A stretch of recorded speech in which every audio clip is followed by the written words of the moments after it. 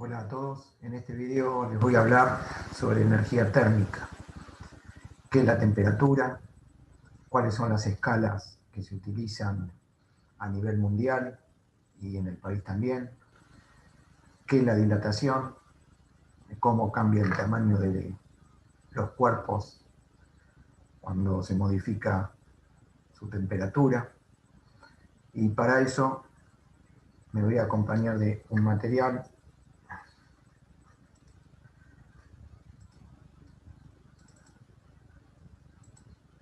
Bien, la energía térmica está presente en todos los cuerpos. ¿Por qué? Porque la energía térmica es ocasionada por el movimiento interno de las partículas en el seno de los átomos. Por lo tanto, todos los cuerpos generan energía térmica y se exterioriza esta energía a través de una magnitud física que se denomina temperatura.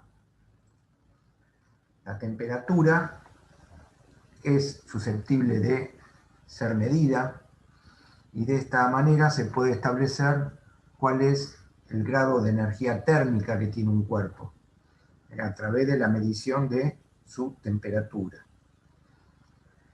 Generalmente las personas tienen una sensación de calor o de frío, pero esta sensación es subjetiva, no todos sienten de la misma manera.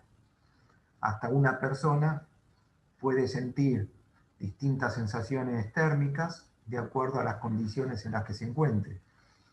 Si está en un lugar donde está nevando, está la intemperie, y llega a una habitación, la va a encontrar con una temperatura agradable. Y quizás alguien que ya haya pasado un tiempo dentro de esta habitación experimente una sensación de frío. Incluso una misma persona siente diferente de acuerdo a las condiciones que la rodeen. Por ejemplo, si un individuo introduce una mano en agua que está calentada previamente, por ejemplo, proviene de un termotanque, y la otra mano en un recipiente con agua con hielo, las deja durante un tiempo, luego las extrae de estos recipientes e introduce las dos manos en un recipiente con agua a temperatura ambiente, la sensación que sienta en cada mano va a ser diferente. La que viene de la temperatura del termotanque va a experimentar una sensación de frío. En cambio, la que viene de haber estado en agua con hielo la va a sentir cálida. Entonces, una misma persona tiene distintas sensaciones de acuerdo a las circunstancias. Por eso es conveniente medir la temperatura, prescindiendo de las sensaciones subjetivas de las personas. Y para eso se utilizan instrumentos. Los instrumentos que miden temperaturas se denominan termómetros. Hay de distintos tipos. Uno de los más conocidos es el termómetro de mercurio. Pero también hay digitales, hay termómetros que accionan de acuerdo a la intensidad de la luz, por ejemplo, los que miden temperaturas en hornos de fundición, etc. Uno de los termómetros más utilizados, por lo menos en el ámbito hogareño, son los de mercurio. Y estos termómetros se construyen a partir de un instrumento llamado termoscopio. Un termoscopio está construido por un tubo de vidrio que se cierra herméticamente y en el interior queda una cavidad formada por un lugar donde hay espacio suficiente llamado bulbo y otro espacio muy delgado llamado capilar. Dentro del bulbo se aloja un metal llamado mercurio que a temperatura ambiente es líquido. Bueno, este metal tiene la particularidad de cambiar mucho su tamaño con variaciones pequeñas de temperatura. Entonces, esta variación en el tamaño se aprovecha para utilizarse como elemento de medición. Cuando el termoscopio se acerca o se pone en contacto con cuerpos calientes, el mercurio se agranda, se expande y asciende por el capilar. Cuando el termoscopio se pone en contacto con elementos fríos, el mercurio se contrae, se retrae en el bulbo y desciende por la columna de capilar.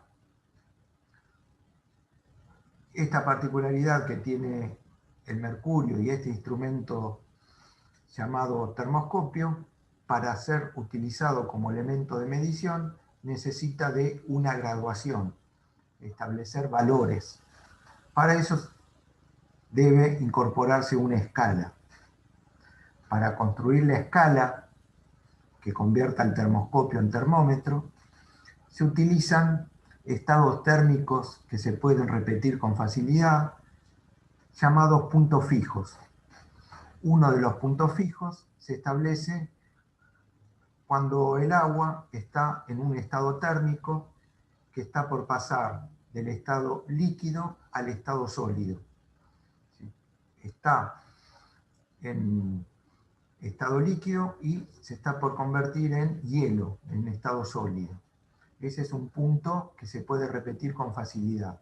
Y otro estado térmico es el que se constituye cuando el agua está por pasar del estado líquido al estado gaseoso.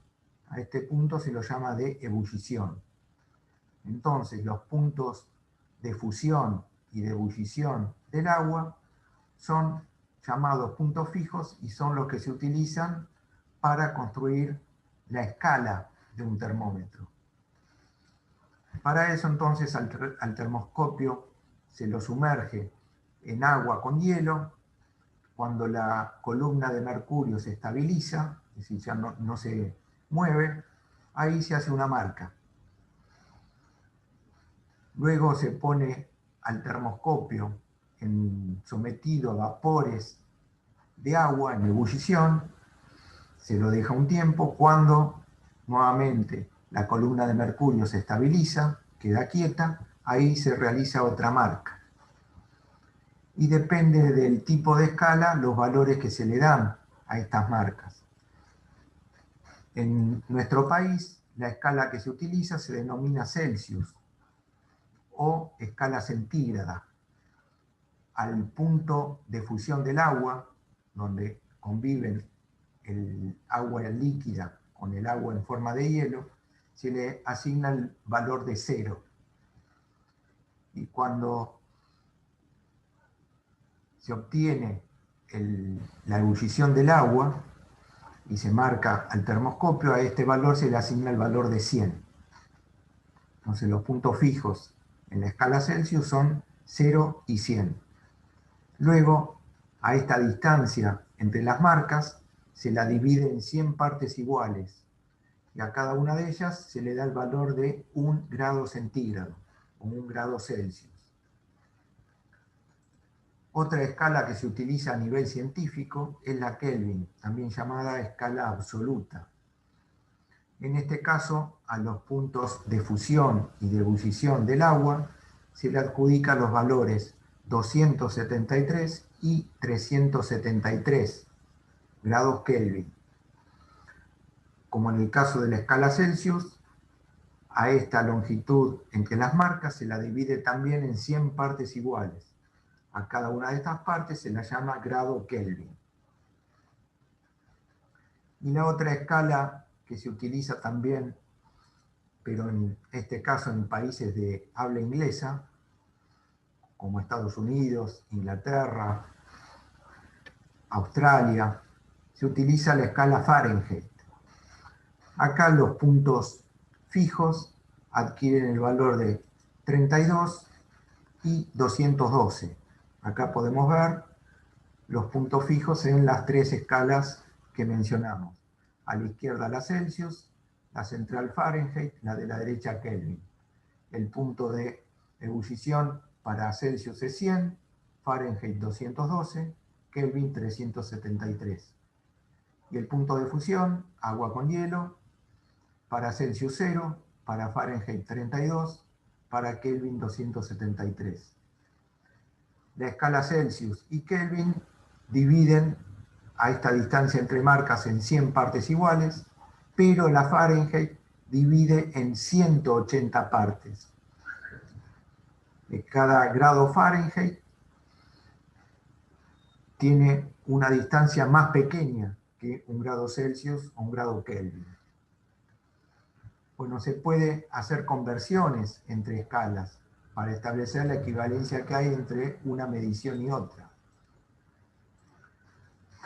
Acá tenemos la expresión que permite convertir una temperatura conocida en grados Kelvin a una temperatura en grados Celsius. Entonces, para eso, a la temperatura conocida en grados Kelvin hay que restarle 273 grados Kelvin y luego multiplicar por grado centígrado y dividir por grado Kelvin.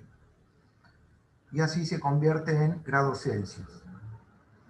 La temperatura conocida en grados Kelvin menos 273 grados Kelvin nos da un valor Kelvin. Al dividir por grados Kelvin se simplifican y solo va a quedar grados Celsius. Es importante cuando se hacen las conversiones entre escalas utilizar las unidades. No se puede hacer conversiones únicamente utilizando números. Las unidades son fundamentales. Y acá tenemos la fórmula de transformación de la temperatura en grados Celsius a grados Fahrenheit. Para eso, la temperatura conocida en grados Celsius hay que multiplicarla por 9, dividir por 5, multiplicar por grados Fahrenheit, dividir por grados centígrados. A este valor que obtenemos le restamos 32 grados Fahrenheit. Y así obtenemos la temperatura en grados Fahrenheit. El factor acá que aparece multiplicando a la temperatura en grados Celsius, 9/5, no es un número al azar. Tiene relación con la división que se hace entre las escalas. En Fahrenheit son 180 partes, en grados Celsius 100 partes.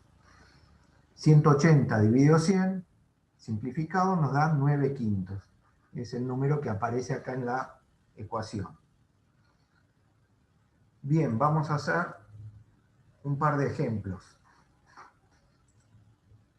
Tenemos una temperatura conocida en grados Celsius y la queremos convertir a grados Kelvin. Partimos de la fórmula que vimos recién, que convertía grados Kelvin en grados Celsius. Pero lo que tenemos que hacer en este ejemplo es lo contrario. Es partir de grados Celsius y obtener la temperatura en grados Kelvin. Entonces, de esta fórmula que tenemos presente acá, lo que tenemos que hacer es despejar la temperatura en grados Kelvin. Despejar significa dejar sola la incógnita de un lado de la igualdad y arriba. Bueno, para eso lo primero que tenemos que hacer es pasar grados Kelvin, que está dividiendo a todo el paréntesis, al otro miembro multiplicando. Y grados Celsius, que está multiplicando al paréntesis, pasa dividiendo. Una vez que nos quedó despejado el paréntesis, lo último que se hace es pasar sumando estos 273 grados Kelvin que están restando. La ecuación final que queda es esta. Entonces, para determinar una temperatura en grados Kelvin, si se conoce la temperatura en grados Celsius, va a haber que multiplicar a esta por grado Kelvin dividido grados Celsius y sumarle 273 grados Kelvin. Acá en el ejemplo, entonces, reemplazamos la temperatura conocida, 158 grados Celsius. Multiplicamos por grado Kelvin, dividimos por grados Celsius. Y sumamos 273 grados Kelvin. Simplificamos grados Celsius con grados Celsius y nos va a quedar solo grado Kelvin que suma a 273 grados Kelvin. Sumamos los dos valores y obtenemos la respuesta que estábamos buscando. 158 grados Celsius equivalen a 431 grados Kelvin. Les vuelvo a repetir, es importante trabajar en las ecuaciones también con las unidades. Trabajar solo con números es inválido, porque no se obtiene el valor que estamos buscando con la unidad correspondiente. Vamos a ver un ejemplo de transformación de grados Fahrenheit a grados Celsius. Teníamos la fórmula que presentamos antes, que permite transformar de grados Celsius a Fahrenheit. Como tenemos que hacer lo contrario, también despejamos ahora la temperatura en grados Celsius. ¿Qué es lo primero que hacemos? Aislar el término que contiene la incógnita. Entonces, este menos 32 que está restando, pasa al otro miembro sumando. Una vez que tenemos el término que tiene la incógnita solo, pasamos al otro miembro todos los factores.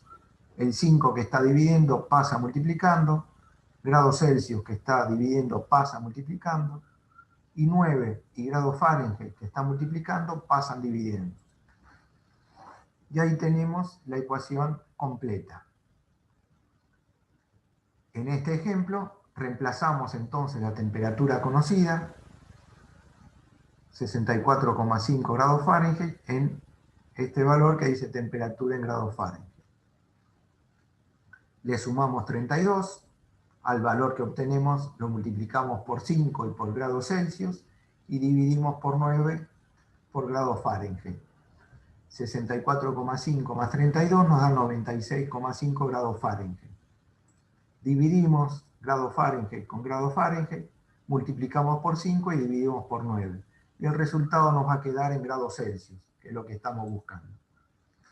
El resultado final de 64,5 grados Fahrenheit, el equivalente es 53,6 grados Celsius. Bien, y así podemos convertir la temperatura que querramos en una escala en cualquier otra. Si tuviésemos que convertir grado Fahrenheit en Kelvin o Kelvin en Fahrenheit, cuyas fórmulas no vimos, lo que haríamos es un pasaje intermedio. Por ejemplo, si estos 64,5 Fahrenheit lo queremos convertir a Kelvin, primero hacemos el pasaje a Celsius, como hicimos en el ejemplo, y luego los Celsius los transformamos en Kelvin. Bien, y ahora vamos a ver lo que es la dilatación. La dilatación es el aumento en la dimensión de los cuerpos que experimentan esto cuando hay un aumento de la temperatura. Todos los cuerpos se agrandan cuando aumenta la temperatura. Si en cambio disminuye la temperatura, los cuerpos se achican. A este fenómeno se le llama contracción.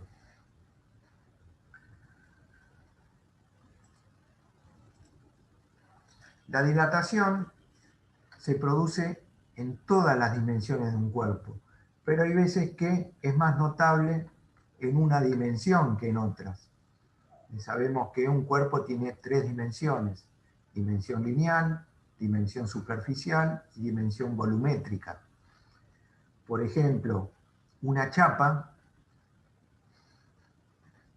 tiene 2 dimensiones importantes, el largo y el ancho. Y el espesor es despreciable, es muy finita. Por lo tanto, cuando aumenta la temperatura de la chapa, donde se notan los cambios es en el largo y en el ancho. En el espesor no se nota. Entonces, en este caso, lo que se tiene en cuenta es la dilatación superficial del área del cuerpo. En un cable, que es muy largo, lo que se tiene en cuenta y es apreciable es la dilatación en el largo. En este caso se habla de dilatación lineal. Las otras dimensiones, el diámetro, el espesor, no tienen importancia, son despreciables. En cambio, cuando cambia el ancho, el largo y el espesor en forma apreciable, se habla de dilatación volumétrica. En las 3 dimensiones se nota el cambio. En la dilatación lineal, entonces, lo que importa es el cambio en la longitud, en el largo del cuerpo. Y experimentalmente se puede establecer que el cambio en la longitud de un cuerpo, cuando cambia la temperatura, hay una proporción entre el cambio en la longitud y la cantidad de temperatura que se cambia. Hay una relación directa. Entonces, acá llamamos delta L, con delta recordamos que se representan todos los cambios, que sería la variación en la longitud. La variación en la longitud de un cuerpo es proporcional, directamente proporcional, al cambio en la temperatura. Por eso aparece en el lado derecho de la ecuación delta T. Delta L es proporcional a delta T. El cambio en la longitud es proporcional al cambio en la temperatura. Aumenta la temperatura, aumenta la longitud. Baja la temperatura, baja la longitud. También depende del cambio en el largo de un cuerpo, la longitud inicial que tenga. No es lo mismo un cable que tenga 10 metros de largo que un cable que tenga 1 centímetro de largo. El cambio en la longitud va a ser diferente. Entonces el cambio va a depender también de la longitud original o inicial que tenga. Y también va a depender el cambio en la longitud del tipo de material. Este factor que aparece acá en el medio, se representa con la letra alfa, es el coeficiente de dilatación. Cada material va a tener una variación distinta. Entonces, cada material va a tener un coeficiente de dilatación diferente. En síntesis, el cambio en la longitud de un cuerpo, lo que se llama dilatación, depende de la longitud inicial, del tipo de material y del cambio de temperatura que se produzca. La fórmula entonces que representa esto que dije en palabras es la que está presentada acá en la transparencia o en la filmina. El cambio en la longitud, la variación que se produce en la longitud, se puede calcular como el valor final menos el valor inicial. El cambio es lo que se modificó. Lo que tenía al principio cambió y tenemos un valor final. Si restamos de esta longitud final la longitud inicial que tenía, es lo que se dilató. Es el cambio en la longitud. Si queremos averiguar la longitud final que va a tener este cuerpo, despejamos de la ecuación anterior, longitud final sería la variación de longitud más longitud inicial. Longitud inicial más delta L, que es el producto que teníamos en la ecuación superior. Entonces, si queremos calcular la longitud final de un cuerpo, a la longitud inicial le vamos a sumar el producto de la longitud inicial por alfa por la variación de temperatura, T final menos T inicial. Este alfa chiquitito que aparece acá, no lo tengan en cuenta, apareció sin haberlo llamado, no tiene que ir. Entonces acá tenemos la expresión que nos va a permitir calcular la dilatación o el cambio de longitud de un cuerpo representado con la longitud final.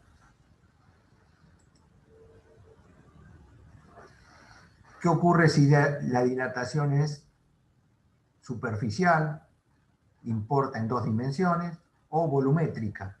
La fórmula de la ecuación es prácticamente la misma. Lo que cambia es la letra. En lugar de poner longitud final, vamos a poner volumen final. En lugar de longitud inicial, volumen inicial. En lugar de longitud inicial, volumen inicial. En lugar de coeficiente de dilatación lineal, representado por alfa, coeficiente de dilatación volumétrica, representada por la letra beta. Y la variación de temperatura T final menos T inicial es la misma. Entonces, con estas ecuaciones podemos calcular la longitud final o el volumen final, si importa las tres dimensiones en el cambio de dimensión de un cuerpo. Bien, entonces con esto terminamos esta parte de energía térmica.